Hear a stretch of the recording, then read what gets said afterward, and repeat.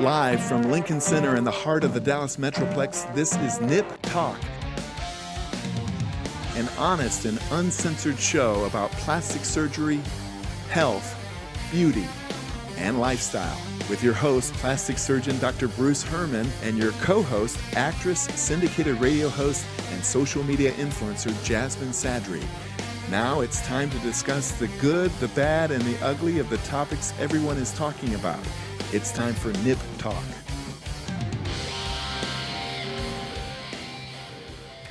Hello everybody and welcome to Nip Talk.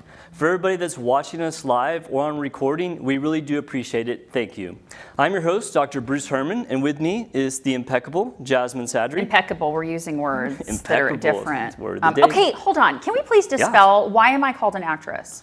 Well, I need to know this. You did do some acting, correct? I mean, it was like I had a role on Dallas for 30 seconds playing a reporter. Okay, but hold on. If you're president of the United States, right, they always address you as president, sure, right? So wouldn't that apply here, or no? I mean, I guess. Sure, let's roll with it. All right, we'll pin that. We'll put a pin in that one. In the box, we have Travis, our studio producer. You say hi, Travis. How's it going? Oh, yeah, I think you're an actress once, you're an actress forever. Thank you, I think Travis. so too, Travis. I think so Thank too. You. Yeah, I Thank co-signed you. it. Thank you. Thank you. Well, for those of y'all that are joining us, this is our second show now, and I do have to say that like having a show under my belt is a good thing. Like, you know, I had this, and you probably could relate to this, you know, in your earlier days. So right when Travis was counting us in at the last show, like I had this kind of epiphany moment, and it was just like, oh my God, this is about to happen. And it's like, or oh my God, what if I have to pee and this is the worst time ever? You know what I mean? I peed like 5 times on the way in, so I knew that wasn't gonna happen. Great. But I was just like, you know, like I'm doing something new. I'm kind of out of my element, and it's funny. I've had other experiences like that in my life because I'm one of those people. I tend to like, okay, I'm just gonna do this new thing, right? And maybe it's not something usual. So it made me think of about 10 years ago. I actually was drag racing cars at Texas Motor Speedway. No kidding. Yeah, it was kind of weird, just kind of almost like this where I just kind of like backed into it. I basically had bought in this car that I really liked, and then I did a little work on it, and there's a picture of me like in my car with the helmet strapped in and everything. That's owning the bit, Doc. Yeah. That is owning the bit. So I basically hopped up this car, and it ended up being like a really, really powerful, fast car. It's like 800 horsepower, like a 10-second quarter mile. And I heard about this drag series at the Texas Motor Speedway. And so, I called them up and I'm like, hey, I don't really have any experience. Is that like a problem? They're like, no, come on. I'm like, okay, well, come to find out, for the drag series, they wanted to do a promo where they actually were going to do races in front of a big crowd for like another sort of race event. And so somehow I get asked to do that. So literally like my very first time to drag race was like at Texas Motor Speedway in front of like tens of thousands of people. And like I'm sitting there in the car, like just like when Charles was about to count me down, I'm like, I'm gonna crash, aren't I? I'm gonna run into the wall, I'm gonna burn alive, like this is gonna be but like, what a cool, like super epic way to go out. That would be cool. Right? Because, okay, so, and it's interesting you bring this up. So like a jillion years ago, when I worked for a station, we had a partnership with NASCAR. We were like their official station. And so they had me go out there in the whole shebang, like the suit and everything. And did you drive the car? I drove the car, but they had like a professional, like almost like, like driving school, right? Like sitting next to me. And so I'm like, well, how do you train for this? He goes, super easy. This means speed up. This means slow down. This means stay at whatever you're at. I'm like, cool, let's go. And so I figured, I've got training. I've driven on the tollway for 20 years. I think if you drive in Dallas, like you're probably almost a 1,000,000%. And so we did it. And to be honest with you, it was, and I'm sure you felt this, it was so exhilarating. Yeah. I couldn't, like my poor, and this is a professional. This guy's seen every possible scenario. He's like this, he's like, he keeps doing this. I'm like, no, it's my one did shot. He have, like, the chicken he was trying. It was so awesome. Like I think at one point we were actually sideways, like physically sideways. It was awesome. The vertigo, it was awesome. It's a rush. It's such a rush. I really enjoyed it. I ended up getting out of it because I found that it was a extremely expensive hobby, and like to kind of keep up, because I did it a few years and like I was moderately competitive, but it honestly just got too expensive. And then my kids get older and you get kids busy. cost. Yeah, right. So kids. I actually sold my race car. I'm really sad. I was gonna say, you sold your kid? No. We still have 2. We still have 2. Yeah, still have 2. Debatable after this. So I wanted to do a kind of interesting first segment because I think a lot of people would look at me as a plastic surgeon and be like, oh, this guy's just going to tell me to rush out and do all these plastic surgeries. So just to kind of flip the script here, for our first segment, I wanted to do reasons that you as a patient, not you, but a patient, might not want to get breast implants. So first off, I will say that I'm not anti-breast implants. I actually do lots of breast implants, and I do think that it's a good surgery. But there are certain times that I think maybe people might consider holding off or just not doing them entirely. So is this because they're just not a good candidate, or? Various reasons. So that's, yeah, I kind of want to go over some of those. So the first thing that I always ask people when they come in, especially if they're young, is like, have you had kids? Because I do think that getting breast implants... Because those suckers will get ruined. Yeah, I mean, and that's basically one of the things. There's 2 things with people who haven't had kids and implants. One, they generally tend to have very tight skin envelopes so that when you do the augmentations, if you've ever seen the people on social media, they really kind of fake looking breasts. They're they're super, hard. Super round. Yeah. Like Barbie, like you could flick them, they're like plastic. Not that I've flicked any. Bounce quarters, yeah. I may have in the 2000s, but that's a different story. Luckily, there was no there was not. No Thank God for no social media in the 2000s. But yeah, you're exactly right. Like you can get that really fake look if you have really tight skin. And after you have kids, your skin gets a little bit stretched out, and you can actually get a more natural look. Now, some people like that more rounded look, so if they want to do that, that's fine. But I at least like to alert them to that. And then you brought up the other good point is that pregnancy will change your breast. Oh my God. And so if you get an augmentation before kids, then you have kids, then you may have to have another surgery to kind of get back. Because then they kind of look like tennis balls in a tube sock, yeah. right? Yeah. Exactly. That's yeah. clinical, by the way. So the other thing that I'll kind of steer people away from implants is they already have pretty large breasts and they only want a small augmentation, because people don't always realize that the implant does have to fit the base of your breast. And so it's hard to augment somebody like 100 cc's with an implant, because the implant ends up being either really, really flat and really thin, or it just is too narrow and it just doesn't look right. Okay, so I'm curious here because bring it. For context here, okay. So I have what I call my chicken cutlets. So these I'm are not even sure what to make of that. You signed up for this when you asked me to be your co-host. Okay. So they're basically these adhesive. I should have brought these. Now that I think about this, I'll bring them next show. Oh, to shape your breasts. No, well, like in the summertime when you're wearing like a backless shirt or whatever, okay. So you don't wear like a bra and it shows. Right. But these actually they're like silicone and they're flesh colored, and they're chicken cut, like they slap around. They're like flesh, right? Yeah. And so they stick onto you and they just, right? Yeah. And so like when it's humid, it ain't good. It falls out. This happened actually happened in front of like a band once. It slid out and it was so embarrassing. Anyway, that's for another show. We're gonna come back to that. We will. Okay, so when women wear these, they go smack dab on top. So when you do implants, do they go are they underneath the breast to pull them up, or do they smack dab on top just like you would your breast? So nowadays, kind of the standard for putting in implants is to put them behind the muscle. That used to be like a decision that people would make, above the muscle or below the muscle, and you'd talk to your surgeon. However, a couple of studies came out in the mid-2000s that showed that the complication rate was lower if you put them behind the muscle. So if you want to think about the layers, it's like skin, breast tissue, chest muscle, implant, and then your chest wall. Does that answer your question? Oh, interesting. So it's like a parfait. It's kind of like a parfait. The other reason that people might want to avoid implants, and I hear this a lot, people will come in and they say, I just want the upper pole fullness. And then I look at them and they actually have a lot of breast tissue, and then they're only getting implants to fill the upper part of their breasts. I hate when people that rock hard look, right? Well, the problem with that is that if you do that, then you'll get this you'll get the round shape, and then the breast hangs off of the implant. Then if you don't do a lift, then it doesn't look right. Mm-hmm. And a lot of times those patients can actually get the results that they want by just lifting the tissue that they have. Mm-hmm. I've had many people come in asking for implants, and then after I evaluate them, really kind of find out that they really just want to reshape things as opposed to be larger. Implants give you a little bit of shape, but they're actually mostly just making what you have bigger. So, so I like to definitely take my time, talk to patients, see what their expectations are, and make sure the implant's right. Mm-hmm. The other thing is you shouldn't have implants if you're not committed to have further surgeries in the future. Okay, for one. Ooh, that's important, because don't you have to change them out? Yeah, so that's a little bit up for debate. When the new silicone gels came out, the Food and Drug Administration said, we want you to change these every 10 years. Well, when 10 years went by, surgeons, myself included, started changing these things out, and the implants were totally normal. So the FDA does recommend that you monitor these things with MRIs and that you change them out every 10 years.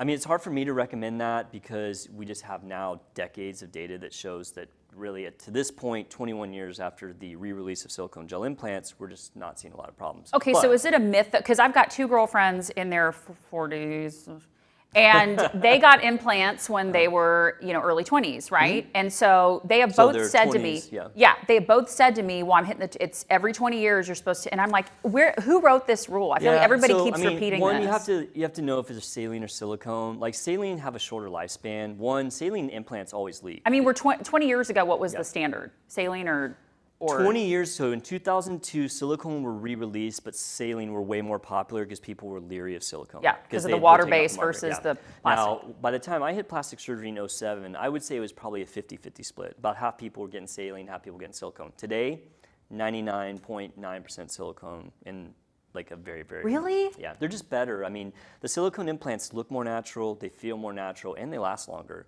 And it's hard to beat that combination. Sure. They're a little bit more expensive. So yeah, but it's worth it though. It's your body. A couple last things just to kind of round out this. Quality of outcome is very surgeon dependent. Like if you don't feel comfortable with your surgeon, then you might want to rethink implants.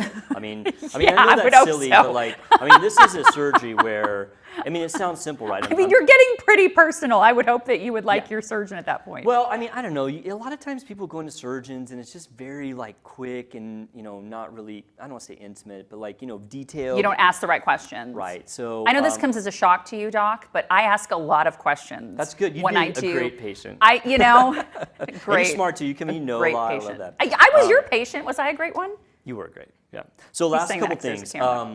There are risks of complications even when surgeon and patient does things right. The most common, which would be scarring. We call it contracture, tightening the implant. Mm-hmm. And then lastly, there is that very rare cancer that's associated with textured implants. Now, I was kind of thinking that no one used textured implants anymore. Wait, what's a textured implant? Okay, so there's 2 types of implant. Well, there's a lot of different types, but one differentiation of implants is textured, where they're rough, where the body kind of attaches to them, or smooth, where they're kind of loose in there.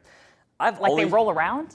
They can move, yeah. They're round, so they can like rotate. Ooh, that's great. Like my implants would be doing somersaults and like. You don't want them to flip like this because then they look wrong, but they can rotate like this. That would be my luck. Yeah. Sorry about that. Let me just flip her back around. So that was actually a problem when shaped implants came out. Is the shaped implants would occasionally get malpositioned. Yeah, that's horrible. Every once in a blue moon, you'll see like a round implant flip over, and then people look around. I've had it happen one time in 12 years and hundreds of surgeries. So, okay, does that just look like an inverted boob? Like, how does that? The shape just looks off because like the implants are shaped like a dome. So you imagine if you put it in upside down, like it just would look kind of wonky, right? Yeah. And then lastly, and we're going to do a whole episode on this, the breast implant illness. I love it. It's kind of a new thing. I've done lots of research. I'll bring my chicken cutlets in. Yeah, we'll talk about it. So, but if you guys have more questions about that, throw a question in the comments or just hit us up on social media. So, all right. Where can we find you on social media? So at Dallas_niptuck. Dallas_niptuck. Yeah, Dallas_niptuck.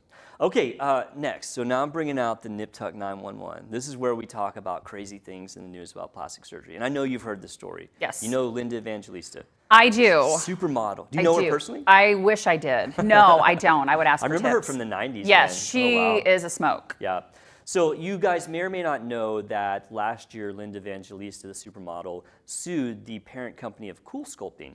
Coolsculpting is a treatment that uses cryolipolysis, which basically is freezing fat to get rid of it. So she filed a lawsuit saying that she was disfigured by paradoxical adipose hyperplasia. I'm really proud I got that out. Wow. Okay, so like in English, what does that mean? So it basically means, paradoxical means something you don't expect, adipose is fat, and hyperplasia means growth of. So what happens is in PAH, so we're going to simplify it, PAH, dumb it down. You put the Coolsculpting on. Instead of fat going away, you actually get more fat, and it gets really hard. What? Yeah. So I was lied to? Okay, I did. You were lied to? Did you do Coolsculpting? I did. Oh my gosh. I did Coolsculpting. Tell me about it. Geez, when was this? What year are we in? 22? Let's see, the last 2 years. Yeah, the last 2 years don't count. Okay, so I think 2016 is when I got 2016, and the whole pitch on it was it'll freeze and destroy your fat cells, and then you expel them, whether it's like pee or sweating or whatever. But But that's how Breakdown. it was explained to me. And I'm like, this is awesome. Sign me up, right? And holy Lord, it hurt, number one. Really? Oh, terrible. It was so painful. I would and say so most people, oh no, and the place I was at was like, that's okay, we'll give you an iPad. It'll make you forget that you're in pain. No, it didn't. So not only am I laying there freezing to death, because it is cool, it's freezing, really cold. it's cold, and the room's cold, as you know, in med spas and hospital rooms, it's freezing cold because all the machines have to stay. You're just like an icicle. Oh my lands. And so I'm like cocooned and I'm shaking. I'm watching reruns of 90210 on this Well, at least you had iPad. something good to watch. I don't know. At this point, I hated everybody on the show because I was just angry. I was like, I don't even care about this storyline anymore. I'm not invested. And so I'm freezing to death, and I was probably in there for like 2 hours. I did multiple. I did multiple locations, flanks, middle. Really was what I was concerned about, and it's interesting because it takes like a whole team to stick your stuff in there. It's a process. Oh, it's a process. And so you're standing it's like there. getting into like one of those like girdle things almost. Oh, it's except awful. It's just like one body part. It's the worst feeling. So you're standing there freezing. You're in, those like paper bikinis they hand out. Right. So it's just, and people are marking up all of your imperfections. So it's the worst would you experience. recommend? No. So what do you think about your results though? Here's what's crazy though. I can't tell if it's just that, I don't know. I didn't get, like, a lot of women got the indentions, the weird, like, they were like, oh, my stomach's indented if I do or my pooch. Get that. Well, but sometimes, like, it just because of the way, because you have to, they suck you into this thing, and it's, imagine It looks just really being weird right after you pinched. pull it out. It's terrible. You pull You're it out, like, and I was oh my like, God, I am disfigured. oh my God, when they pulled it out, But I that's was short term. No, but it is. But when they pulled it out, I was like, you put it in reverse. This is not okay. Like you put Wait, everything were you back. putting that in? I freaked All right, so out. let me tell you what it's supposed to do. And actually, let me tell you my experience, because I had a Coolsculpting machine. All right, so had is the operative word. we'll get to that. Okay. So basically what it's supposed to do is the machine pulls an area of fat into this device, which puts a very cold temperature to it. The process causes the fat to go through apoptosis, which is cell death, and then over 4 to 6 months, the fat is basically extruded by your body. This sounds so soft compared to the experience. The way you're describing it, awful. They say that you should, on average, get a 20% reduction in the fat in the location that you had the treatment. So. I will tell you that overall the complication rate for Coolsculpting is pretty low, and if you look online at places that measure satisfaction rates with procedures, it actually has a pretty high satisfaction rate, over 80%, which I'm a little bit surprised about, but that's what the satisfaction I guess rate it is. all goes back to the candidate thing because, I mean, girlfriends of mine have done it and they're like, I've spent thousands of dollars, I don't see anything. But I think what they're probably trying to see, though, are results of loose skin, which we have to emphasize Coolsculpting does not. Yes, and that's where like having a good consult is important, and like where sometimes like med spas will fail because you don't have like a surgeon to come in and talk like surgeon talk to you. Like when I would do consults for Coolsculpting, like I absolutely brought up the loose skin issue. And I think a lot of like weeding out people who are not going to be happy is making sure that what they actually want to get rid of is fat and not loose skin. Right. You're 100%. Because you have to cut and tuck that. But there are some risks of it. The risks that are stated are surface irregularities, which you talked about that, body asymmetry. Probably one of the biggest, I think, is less than expected outcomes. And then lastly is the PAH. And there's a picture up now of Linda Evangelista. I wish I could find a picture of like, I mean, I know it's probably not out there. A picture of that's like, her leg. Okay, so we're looking at. she's pointing at that little bulge right there. I mean, it's really hard to tell from her pictures, like, because I always want to play devil's advocate on everything. And it's like, okay, was this like really a big deal? Was it really disfiguring? Because I will tell you, I had Coolsculpting from 2012. And I quit using my machine around 2018, and I'll explain why in a minute. I never had a single patient come back and say that they had PAH. Now, so I would love to have seen her pictures and like evaluate them. But you were probably vetting them to know that they were, you know what I'm saying? This all goes back to having an actual person who knows what they're doing. That does help. Because if a woman came into you and said, oh, loose skin, you'd have been like, this isn't you're just not. True that, yeah, true. But let me tell you why I quit using it. And I have nothing against the Coolsculpting company. I'm not trying to drag them through the dirt. I'm just telling you why I quit using my machine. My biggest issue with the machine and the procedure was that the outcomes were not dependable. You know, I would do one patient and she would be like, okay, I can see a difference, I'm happy. I would take another patient who I vetted, thought was a truly a good patient, do the procedure, and it's like the result was just so minor. Like I would literally have to like print out their before, print out their after, and be like, yeah, I mean, I can see a little bit of a difference, but I think that's kind of what happened to me. I was like, no, okay. Yeah. But I wasn't like, So, holy cow, I've got to, I just, given the fact that I can do liposuction, like because I was having outcomes that weren't always ideal and I was having patients who were unhappy, I just kind of started training more people just to get liposuction. I mean, liposuction really is like one of the safest surgeries I do. Ooh, I'm not going to lie though, Doc. When I see that, when it's the...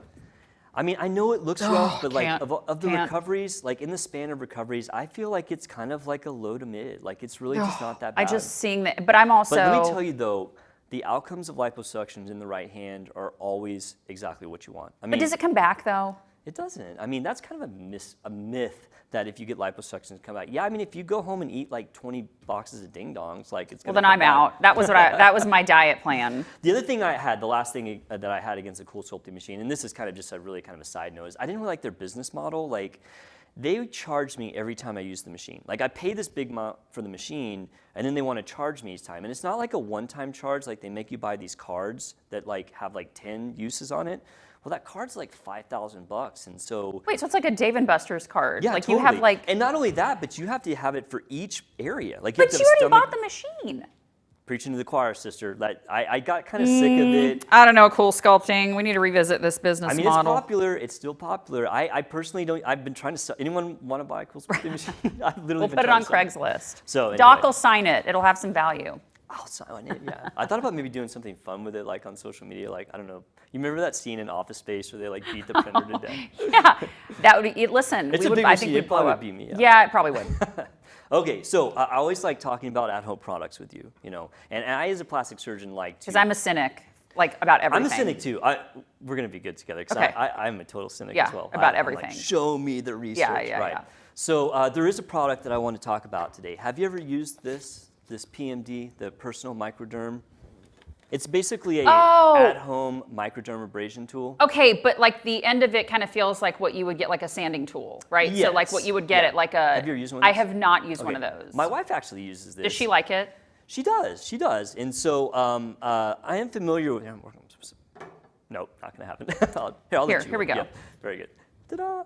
So I actually do like dermabrasion. So you should know that this is a treatment that commonly is done in an office setting. Like for a while we were doing it in our office. It's very common in med spas. And basically what it is, it's using a crystal end that rotates to basically take off the stratum corneum or the very top layers of dead skin. Mm-hmm. And when you do that, and also it vacuums them off. So it's like basically it's my favorite. Burying down your skin and like sucking it away. It feels like a piece of concrete, but in a good way. Like it's being scraped. Is there a good way? It's scraped on your face, but then at the same time, it's like a vacuum is taking out all the. And I used to, oh my gosh, when I would get them done, when I do get them done, I ask my person doing it if I can see the filter at the end. Am I weird? No, that's because I want to totally see everything normal. like in coming fact, out. It was so funny. Like my wife, so the other night I was telling my wife like, yeah, we're gonna do about the PMD machine. Like, do you have one, right? And she's like, yeah. So I was like using it, like I'd never used it on myself. And she's like, no. She's like pushing it. You got to get in there. Oh, dude, she was going out. Yeah. I was like, wait, you're gonna bore a hole? No, you have to, but that's why it works. So going to what you then she like cracks the thing. I was like, look how much skin and I got. It's so great. Oh, it's my favorite part of the whole that thing. That is pretty cool. Let me see that thing. Oh, it's again. awesome. But then you feel like excited, but also super ashamed all at the same time. Like okay, I'm better than this. Like I'm better than what this reflects. Better, like you can get more skin off the next time? No, like I'm a better human than what this reflects on us. Because you see all kinds of stuff. Like I was mortified. But I love it. Because then it feels like you're actually doing something, like there's gains there. So there are some gains. So I did the research on this, and I looked at what are the effects. Now I'm talking about just across the board effects of microdermabrasion. So this would include both the in-office treatments, which do tend to be a little bit deeper, a little more bit aggressive. Yeah, they're more aggressive. So after you do this, there definitely is an increase in the absorption of skincare products. So if you have like a bunch of dead skin on you and you go and you put like your, $500 creams on you, like you're losing a lot of the efficacy because it's not penetrating that dead skin layer. And so by doing the microdermabrasion, you can actually get up to 20 times the amount of absorption of those skincare products. Yep. It also does trigger the production of some collagen and elastin. I looked at some studies on that. It seems to be pretty legit. I've always kind of known that about microdermabrasion, so I was just kind of confirming that these things are true. It does have some effect at rearranging the melanocytes, so that's like the kind of the pigmented cells in your skin. So theoretically, it can help with things like dark spots. I personally think that there's better things out there, but like it does help to a certain For degree dark to do that. spots? A little bit. No, you're saying there's better things for dark spots. There is. I right? like the broadband light. Yeah, that's what we did we've on done me. that. You know what's funny? I posted that video, and because it's referred to as BBL, people legit thought I was posting a video for a Brazilian butt lift. And I was like, oh my God. that's the next I'm one. about to get a Brazilian Yeah, butt lift yeah. live Here, on duck. TV. Right. The people are like, this is not happening. This is not happening. This is I don't not care. happening. Whatever. Got us likes. So whatever. That's pretty Think funny. what you want. It also does cause vascular dilation, so it brings more blood flow to your skin, so that's always a good thing. And then lastly, it does increase healing factors in the skin. Now, all of those things are good for your skin. And so the one thing I would point out is the amount, right? I mean, because like say for example, vascular dilation. I mean, if it's just increasing your vascular dilation by a very small percent, is that really helping you? Well, I mean, probably helping a little bit, right? But certainly you want to temper your expectations. Like you can't look at this list and like, oh my God, this is like a miracle and I'm gonna do this and I'm gonna lose 20 years. Okay, so then how often should you, because at home is very different from an in-office Okay, visit. So very good. how often, what is maintenance, let's say throughout the course like of a the good year? regimen, like if you were gonna just be like, okay, I'm sold on microdermabrasion, I'm gonna do this, I'd say go once a year somewhere and get it professionally done. Like they're really gonna get after you and you know, kind of Show get you the really filter. deep. Yeah, I mean, they're professionals. They know how to do it really Good well. concrete scrape. Yeah. I'm telling y'all, it's awesome. And then use your at-home thing like once a week. Yeah. And then that's gonna, I think that would make a difference. Like I think if you had two people, say identical twins, and one person did that regimen and one didn't, and you stretch them out like 2 or 3 years, I would wager that the person that did that would have a little bit better skin. And when you ask people like, okay, people who routinely do these, like what do you see? The things that they're gonna tell you are improved skin glow, increased softness to the skin, improved texture, decreased visibility of pores, and a decrease in fine lines and wrinkles. Now, once again, I would temper that. Like, I mean, I just know that these things are not going to eliminate all your fine lines. I mean, Well, yeah, I mean, age is going to happen. Yeah. That's where Botox comes in. yeah. I do think that this product has a use. I do think that it does work. But like all these products that you use at home, be realistic. Like if you buy this thing thinking that you're going to shave 10 years off of your appearance, you're going to be disappointed. Take this back then. I thought I was going to have 10 back. years taken I off did my actually life. like it. If I I don't had need time, it. I would See, probably this use is where the this thing a little cynic in bit me more. comes out. It's not going to make me 10 years younger. You can take it. I mean, I'll tell you, all these things are a rabbit hole, and being in this business and like kind of seeing these things and actually using a lot of these products. Not a lot of myself. I've done a couple things, but like my wife, she's like always game for these things. Sure. Like, I mean, a lot of these products do work very well, but it's a rabbit hole. It's like, okay. Trust me, I'm on TikTok and Instagram, and they get me every time. I have so much. Oh, I know Joey's watching, so I'm sorry, but I buy a lot of stuff, like stuff he doesn't even know about, that I hide. He's gonna like open a closet door in your house. It's and gonna be awful. like, every beauty care cosmetic products, like, in a known to very- man. Oh, it's terrible. It's there, but whatever. And I am constantly looking for that one that's going to work. And so I get it. TikTok, Instagram gets me all the time. Yeah, I think that with all those things, like, if you're a consumer looking at those products, like it can be hard, right? Because they're all going to show these studies, no matter what it is, that show that it works, right? Of course. It's like remember when we did the roller last week, and I was like, yeah, I actually looked at the research, and boy, the research, jade roller. Yeah, I mean, there's like some help, but like some of that research is really, really thin, and they put it out there, and people. Not that people aren't smart, but like reading a research paper, like you have to have like a certain skill set. I know, but guys, it's basically a mini dough roller that you're putting your lotion. Like sorry, you're not selling me on that. Okay, I wanted you to have one. Great. So that's going to be my birthday present. Yeah. I see a jade roller. All right, so we always like to do question and answers at the end of the show. Hopefully, as our show goes on, we'll have lots of questions. Travis, do we have any questions? Drum roll, please. So I don't see any questions on the Facebook or YouTube page right now. But I bet think you guys Jasmine have has some on her DMs, social yeah. media. I do, because people like to hit me up. Okay, so let's look here. Anything good? Let's look. Okay, Anything we do actually have salacious? several. Okay.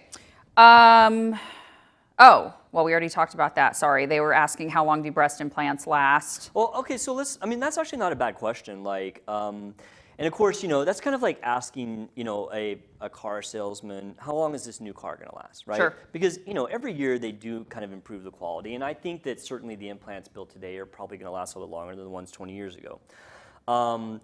I generally tell people with saline implants, like, I mean, you should expect at least 10, if not 15 years before you start to get into that risk of rupture, okay? Saline implants ripple more than silicone, and those ripple points over the years become areas of weakness, which eventually can cause them to rupture. The other issue with saline is they do tend to leak at the valve where you inflate the saline, or put the saline into it. So I do think saline definitely lasts a little bit less time than the silicone. So that brings, okay, new generation silicone. If I go get silicone implants and say, like, I'm not gonna change them at 10 years like the FDA wants, how long can I expect them to last? Man, that's a great question. I truly believe that on average, these new generation silicone will last 30 years or longer. And the reason I say that is because Chicken cutlets are gonna last, y'all. the old silicone implants of like the 80s, 90s, like we have that experience of those to see how long they last. I mean, they were routinely lasting 20 years or longer. I feel like they were so plasticky and hard. Definitely the ones today are better for sure. Yeah. But if the old generation from the 70s, 80s, and 90s are lasting 20 years, it's not unreasonable to think that these new generation are going to last, quite a few years longer. Okay, so because we were talking about liposuction, this actually came in and we missed it while we were talking about that. Okay. What types of liposuction are available? Well, I mean, I guess like kind of the broad two categories of liposuction would be kind of like your standard liposuction and like an ultrasound assisted. Like there are liposuction machines that use like harmonic vibrations to further break down the fat. A lot of people swear by that. I do not use those. They are very effective. They will break down fat very effectively, and sometimes too effectively. You have to be careful with them.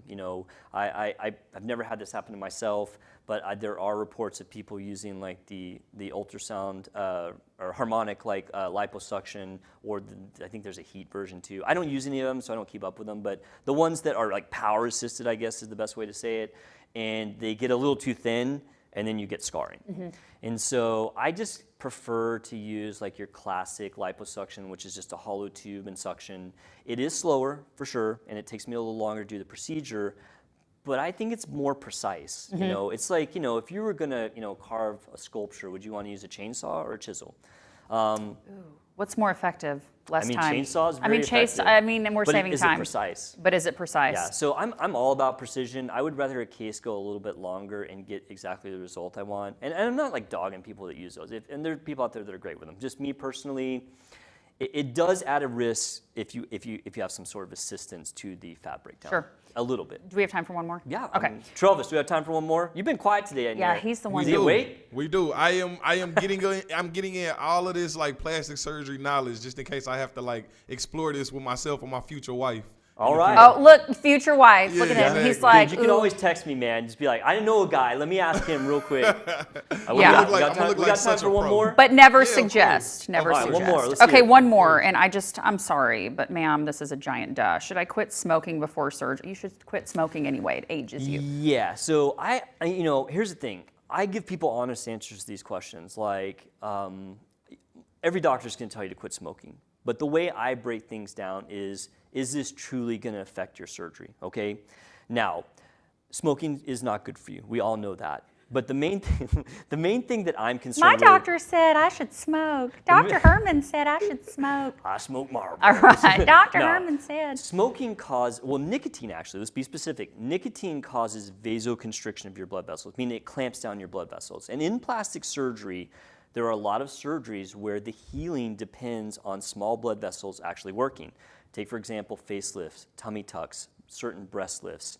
These surgeries actually harm the tissue with the dissection, and then you're relying on a blood supply that's a little bit more diminished to do your healing, okay? Nicotine can take a patient that would otherwise heal very well and make them heal poorly. So when I'm doing a surgery that is like that is more, I say, tenuous or more of at risk for healing, I pretty much insist that patients stop smoking. If I'm doing a breast augmentation, which has a, inch-long incision like that, or a little bit longer than an inch incision that's single, I mean, to be very honest, like their risk if they're smoking is kind of negligible. I mean, I wouldn't cancel their surgery, like if they came in and said, I smoked a cigarette last night, I'm like, well, it might affect you a little bit. That's but your problem. We'll move forward. Now, facelift or a tummy tuck, I probably would cancel the surgery. It depends on the surgery. The answer to your question is yes, stop smoking. 2 weeks before, and 2 weeks after will decrease your risk. And for the rest of your life. Well, I'm sorry, I'm vain. It's going to make you age. It does make you age, but I hate to like tell people what to do. I don't. That's why I'm We're here. gonna be a good team. All right, I think we're about out of time for this episode. Yeah. I really love the topics today. These were some good ones. They were. But I got some good ones for next week. Oh, here we go. They're gonna be Challenge us, good. Doc. All right. So for all you people out there that joined us, we do thank you very much. Please submit your questions. We would love to answer any questions you have, and we look forward to seeing you on the next episode of Nip Talk. Yep. Bye.